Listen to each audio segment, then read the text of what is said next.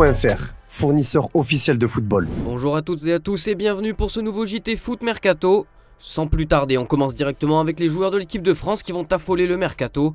Difficile de parler du Mercato sans évoquer l'avenir du capitaine des Bleus, Kylian Mbappé. Le contrat du Bondinois prend fin en juin 2024 et le PSG n'a toujours pas officiellement formulé une offre pour faire rester sa star d'après le quotidien AS. Une situation qui fait les affaires des gros clubs européens, notamment le Real Madrid en pole position pour récupérer le joueur. Mais il faudra que les Madrilènes fassent un effort financier pour réussir à l'attirer. Selon les informations révélées par El Chiringuito il y a quelques jours, la Maison Blanche est consciente qu'avoir Mbappé dans son effectif coûtera très cher. Autour de 35 millions d'euros net, soit 3 fois plus que le deuxième plus gros salaire du club, Toni Kroos avec 10,8 millions net. Un possible obstacle pour les merengues qui ne voudraient pas forcément débourser un tel montant. La Maison Blanche ne veut pas prendre le risque de fragiliser les cadres du vestiaire déjà en place. Si le Real Madrid hésite, d'autres géants européens se tiennent en embuscade. Liverpool et Jürgen Klopp apprécient particulièrement le français, ainsi que le Bayern Munich et Thomas Tuchel. Selon Sports One, les Allemands y pensent sérieusement, d'autant plus que le technicien allemand avait fait part avec humour de son souhait de faire venir Mbappé en conférence de presse. Affaire à suivre. On passe à Antoine Griezmann qui séduit en Angleterre. Selon les informations du journal Mundo Deportivo ainsi que du média El Nacional, Manchester United a ciblé Antoine Griezmann comme priorité du mercato hivernal. En très grande forme depuis le début de saison avec l'Atlético de Madrid, il est sous contrat avec les Colchoneros jusqu'en 2026 et dispose d'une clause libératoire de 25 millions d'euros. Pour s'attacher ses services, les Red Devils veulent mettre le paquet et offrent à Antoine Griezmann un salaire XXL de 400 000 euros par semaine, soit un salaire 3 fois plus élevé que celui à l'Atlético de Madrid. Toujours avec Manchester United, c'est un ancien joueur des Bleus qui est sur le départ, relégué sur le banc de touche par Erik ten Hag. Raphaël Varane enchaîne les mauvaises performances et les blessures. Une situation que compte bien exploiter le Bayern Munich selon Sky Sports. En quête d'un défenseur central pour se renforcer, les Bavarois souhaitent s'attacher ses services et Manchester United pourrait lâcher le français contre un chèque de 20 ou 30 millions d'euros. D'après The Sun, le départ de l'ancien joueur du Real Madrid ne fait aucun doute, mais seulement à partir du mercato estival. Face à une hécatombe de blessures, le technicien néerlandais souhaite le conserver jusqu'en fin de saison. Toujours selon le média anglais, l'Italie, où l'Arabie Saoudite représente également un point de chute potentiel pour Varane. S'il y en a un dont l'avenir est certain, c'est Olivier Giroud. Auteur d'un bon début de saison avec l'AC Milan, le meilleur buteur de l'histoire des Bleus est lié au club lombard seulement jusqu'en juin prochain.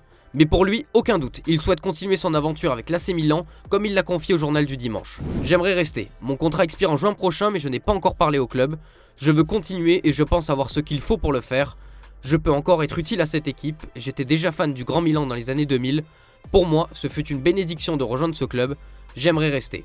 Je veux gagner la deuxième étoile. Plus qu'à l'AC Milan de faire le travail de son côté. Buteur hier soir face à la Grèce avec un missile surpuissant sous la barre transversale, Youssouf Fofana attise les convoitises. Alors qu'il lui reste 18 mois de contrat avec l'AS Monaco, le PSG, la Juventus Turin et Manchester United se sont positionnés sur le joueur d'après RMC Sport. Le média précise d'ailleurs que la Juventus semble avoir un train d'avance sur le dossier puisque des émissaires du club se rendent régulièrement à ses matchs. Le PSG bénéficie d'un lien personnel puisque le joueur a grandi dans la ville dans sa jeunesse.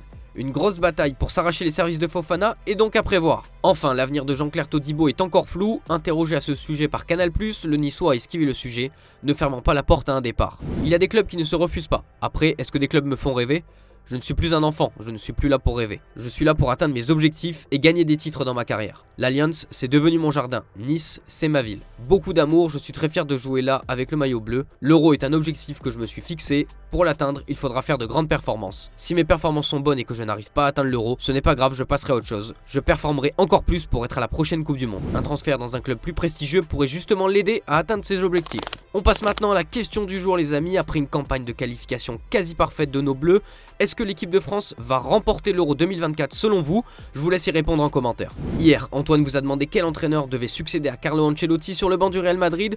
Pour vous, ça ne fait aucun doute, Xabi Alonso ou Zinedine Zidane sont les deux hommes les plus adaptés pour reprendre le Real Madrid. On passe à l'actu du jour, mais on reste encore un peu avec les Bleus qui risquent très gros. L'équipe de France U17 pourrait se voir disqualifiée à cause d'un problème administratif lié à Yanis Issoufou. Le problème, c'est que le jeune attaquant montpelliérain a disputé les éliminatoires à la Coupe du Monde U17 avec deux nations différentes, la France et le Niger, ce qui est interdit par la FIFA. Selon Sport News Africa, le Burkina Faso pourrait bien déposer un recours alors que les membres du staff des Bleuets n'étaient pas au courant du passé d'international U17 nigérian d'Issoufou. Le média africain ajoute que la France n'aurait pas fait la demande de changement de nationalité auprès de la FIFA. Selon les informations de RMC Sport, la FIFA a rassuré la France sur l'issue de ce dossier. La posture de l'équipe de France n'est pas fragilisée. La justice ne lâche pas Ronaldinho. Après son épisode des faux passeports où la légende brésilienne avait été placée en détention provisoire en mars 2020 par la police du Paraguay, c'est cette fois-ci une affaire de fraude fiscale qui l'inquiète depuis août dernier. Selon le Daily Mail, l'ex-star du FC Barcelone risque de se voir confisquer 2 propriétés au Brésil pour rembourser des dettes fiscales. Les inspecteurs des impôts brésiliens n'ont pas trouvé d'argent sur les comptes bancaires de Ronaldinho et souhaitent donc saisir 2 biens immobiliers de l'ex-joueur brésilien à Rio de Janeiro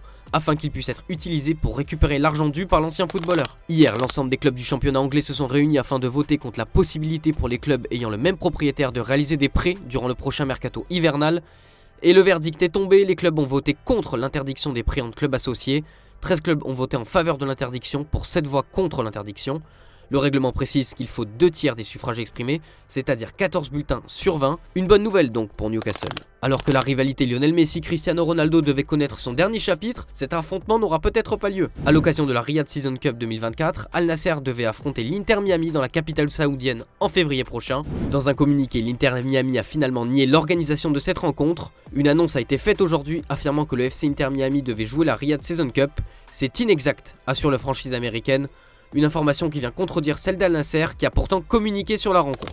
Direction l'Angleterre où Manchester City a un plan pour attirer la pépite portugaise de Benfica, João Neves. Les Sky Blues veulent se servir de Bernardo Silva, passé par le championnat portugais, pour attirer le prodige de 19 ans. Le Citizen s'est exprimé à ce sujet dans un entretien au journal des Noticias.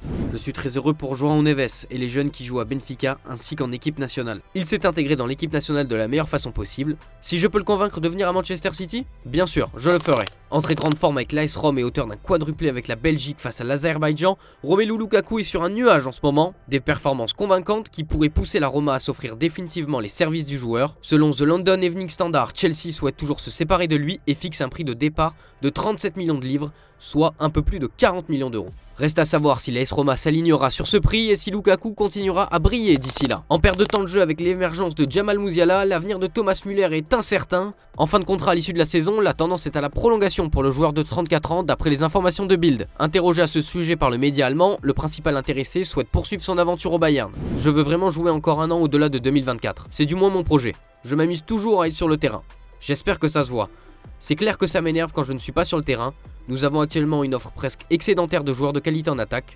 Tout le monde doit parfois prendre sur soi. Direction l'Italie où Thiago Motta aurait un bond de sortie. Actuellement à la tête de Bologne, l'Italien présente un bilan de seulement 2 défaites et 4 victoires en 12 journées, lui permettant d'occuper la 8e place. Des bons résultats qui poussent les dirigeants de Bologne à vouloir lui proposer un nouveau contrat, lui qui est avec le club jusqu'en 2025. D'après les informations de Tuttosport, Thiago Motta va pouvoir choisir entre une simple prolongation jusqu'en 2026 ou activer sa clause lui permettant de rejoindre, en cas de demande, l'un des cadres de la Serie A, notamment la Juventus de Turin ou l'Inter Milan. L'ex du PSG va avoir du choix pour continuer sereinement sa carrière. On passe à l'exclu du jour et elle concerne l'Olympique de Marseille et Mehdi Benatia. Alors que le nom du Marocain est associé depuis plusieurs semaines au club phocéen, un premier pas va être franchi puisque le principal concerné est attendu à Marseille cet après-midi. Selon nos informations, sa venue dans la cité phocéenne n'est pas encore synonyme d'une arrivée officielle à l'OM. Benatia répond simplement à l'invitation de la direction du club qui souhaite le rencontrer. L'objectif de cette entrevue étant d'échanger sur la situation actuelle de l'équipe, de visiter les installations et d'assister à la rencontre Strasbourg-OM, prévue ce samedi. D'autant plus que plusieurs détails juridiques sont encore à peaufiner pour finaliser sa venue en tant que conseiller sportif et non pas en qualité de directeur sportif, comme cela a pu être relayé.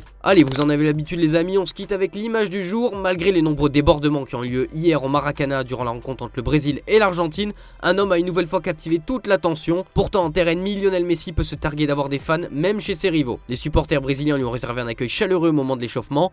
Je vous laisse découvrir les images, un bon mercredi à tous et à demain pour de nouvelles vidéos sur Foot Mercato.